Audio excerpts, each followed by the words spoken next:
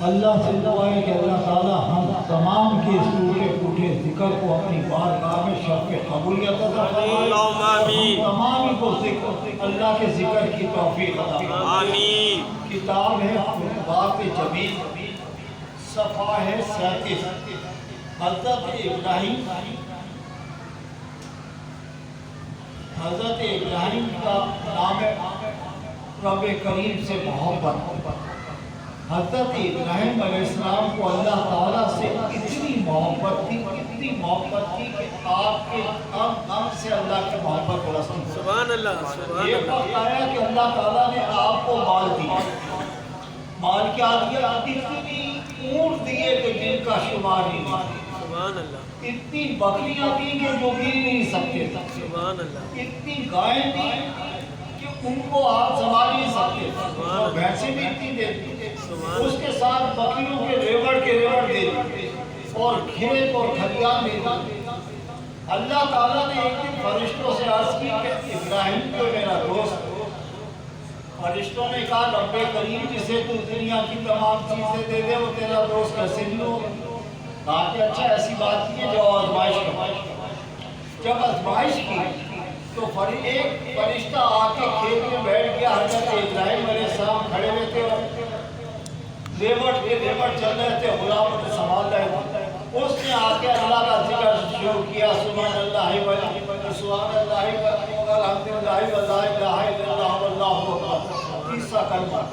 جب ذکر شروع کیا اس لیے کہ حضور اکرم نے بھی اس کی بڑی تعریف کی ہے، تو آپ کو ایک دم وقت آ کے آپ رونے لگے۔ آپ نے کہا ذرا سناؤ، ایک دفعہ سنایا، دوبارہ سنایا، آپ کو اور زیادہ مچا دیا۔ آپ نے کہا سناؤ، کہنا کہ ایسے قریب میں نہیں سنا ساری بھینسیں جو میرے نام کرتے میں سنا دیتا ہوں۔ آپ نے کہا کسی چیز تو اللہ کے لیے مانگتا ہے سب کچھ دے دو، بھینسیں بھی دے دی۔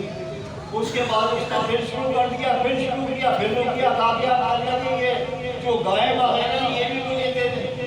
تمام مال اور متا جتنا بھی تھا آپ نے اللہ کے ذکر کے لیے دے دیا۔ سبحان اللہ۔ ایسا ایک بات سنیا کرو کہ جو جانے والے میں منع نہیں کرتا، لیکن جہاں اللہ کا ذکر ہوتا ہے وہاں سے اٹھنا بے ادبی اور جہالت ہے۔ یہ بات یاد رکھنا کہ اللہ کے ذکر سے لوگ سمجھتے ہیں نکل جائیں گے، لیکن حضرت خواجہ معین چشتی اصل میں بڑا برا کہتے ہیں، اس لیے کہ ان کو خبر ہی نہیں کہ اللہ کا ذکر ہے کیا میرے نبی کی بات کیا ہے۔ تو اللہ سے دعا ہے کہ اللہ تعالیٰ ہمیں سمجھنے کی توفیق عطا۔ جب سب کچھ دے دیا تو اب کہا کہ تم ذکر کر کے دیکھے تیرے پاس اب ہے کیا کہ میں نہیں کرتا ہوں۔ تو آپ نے کہا کہ بھائی ایسا کر کہ تو مجھے ان کے اوپر نوکر رکھنا، لیکن ذکر سناتا نہیں، روٹی مت دینا۔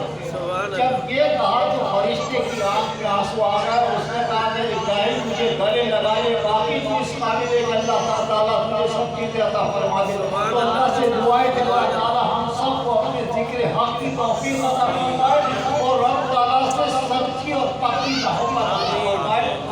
ہم جس طرح یہ بھی کتاب ہے، کتاب جمیل ہے، اور 319 اس کا صفحہ فرشتوں نے حضرت علی کا پہرا دیا۔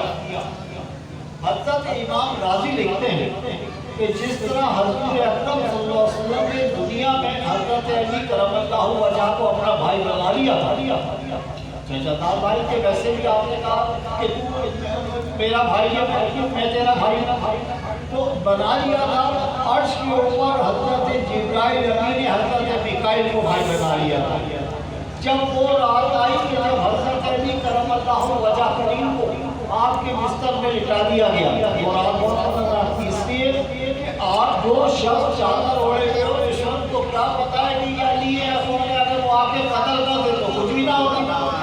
لیکن جب انہوں نے اپنے اوپر سے وہ خلاف اٹھایا تو آپ یہ سمجھیں کہ اس وقت اللہ تعالیٰ نے میکائیل اور اسرائیل کو کہا کہ تم نے بھی تو اپنے ایک دوسرے کو بھائی بنا لیا تاکہ ایک دوسرے میں جان دے سکتے ہو۔ فرشتے خاموش ہو تاکہ رب کریم یہ بتا کہ ہماری نیکی کیا ہے۔ کہا کہ نیچے دیکھو علی اپنے نبی پہ حجاب قربان کر رہا ہے، علی اپنے نبی پہ حجاب قربان کر رہا ہے۔ تم ایسا کرو کہ زمین پہ جاؤ اور 2 تلواریں لے لو اور علی کی چارپائی کے ساتھ کھڑے ہو جاؤ اور اس کی عبادت کو.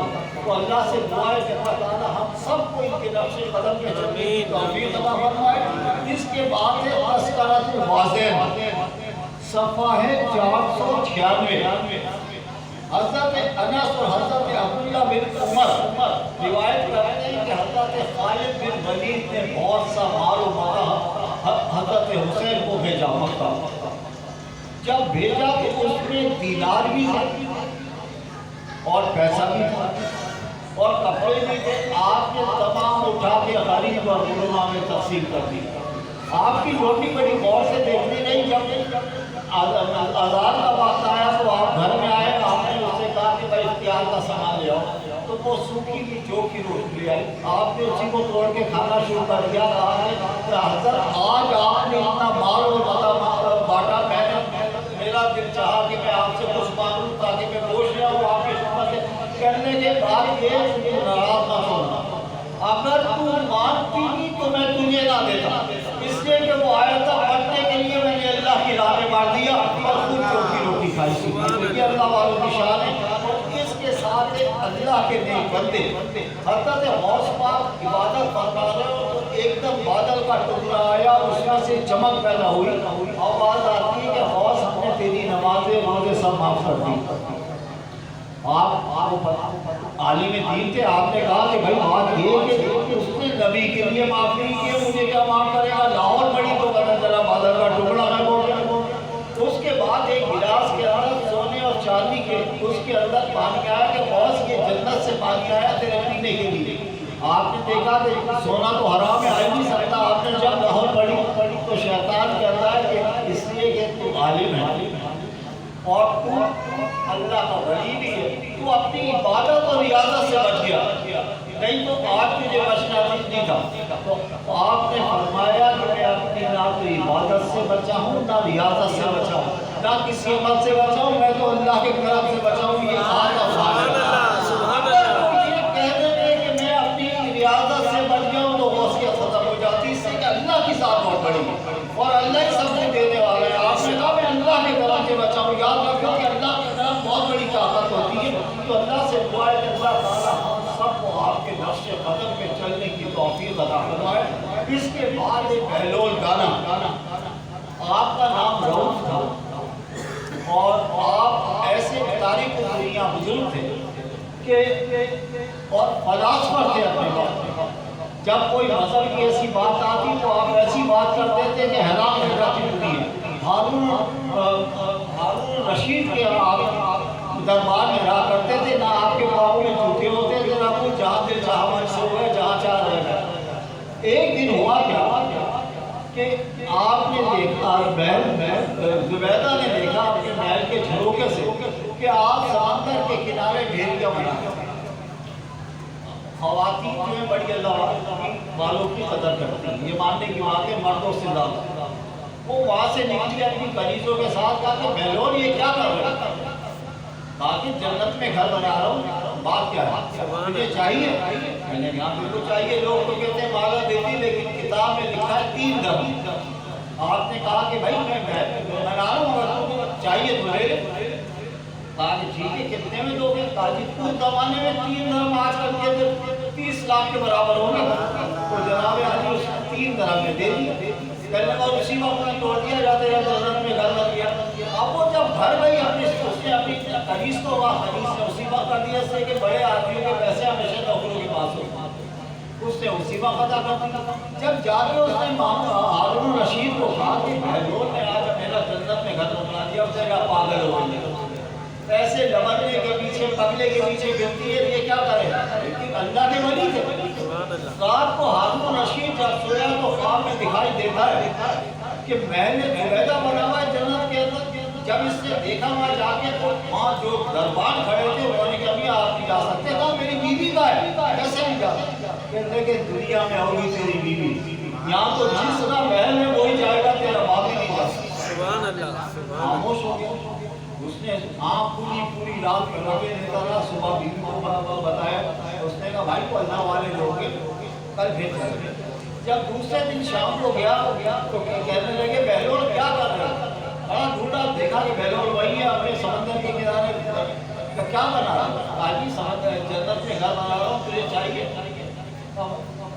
ایسا کر مجھے دے دے کہنے لگے بات یہ کہ اب سلطنت تو میری تو میں دے ہارون رشید نے کہا میری بیوی کو 3 طرف کا اور میرے لیے سلطنت کہنے کے بعد یہ کہ تیرے دیکھے کا سوگا تیری بیوی کے اندیکھا کا سوگا سبحان اللہ سبحان 3 اللہ طرف میرے میں تو سلطنت دیتا آخر ہارون رشید رو رو کے پاؤں میں بیٹھ گیا اور کہا کہ سرکار ایسا کرو کہ پوری سلطنت لے لو آپ نے اسی بار اس کے کندھے پہ ہاتھ رکھا پیار کیا اور کہا کہ بیٹا بات یہ ہے کہ میں سلطنت کا کیا کروں گا میں فقیر آدمی ہوں سلطنت تجھے مبارک سے 3 ہی طرف دے دے تو اللہ والوں کی یہ شان ہے اللہ تعالیٰ سبحان اللہ سبحان اللہ کے ادب کی توفیق عطا فرمائے اور ان کے نقش قدم پہ چلنے کی توفیق عطا فرمائے وما توفیق الا باللہ سبحان اللہ سبحان اللہ ساتھ مل کے پڑھیں